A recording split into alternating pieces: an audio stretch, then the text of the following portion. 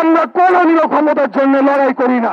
শহীদ জিয়ার আদর্শই ছিল এই বাংলাদেশকে এই ভারতীয় আধিপত্যবাদ এবং বিদেশি অন্যান্য আধিপত্যবাদের হাত থেকে মুক্ত করে একটি স্বাধীন, সার্বভৌম এবং শক্তিশালী রাষ্ট্র হিসেবে গড়ে তুলতে, যেই রাষ্ট্রে দল, মত, ধর্ম, বর্ণ নির্বিশেষে সকল জনগণ সমান অধিকার ভোগ করবে, আমরা সেটাই নিশ্চিত করতে চাই। এবং যতদিন বেঁচে থাকবো আমরা জনগণের পক্ষে, বাংলাদেশের পক্ষে লড়াই করে যাবো ইনশাআল্লাহ।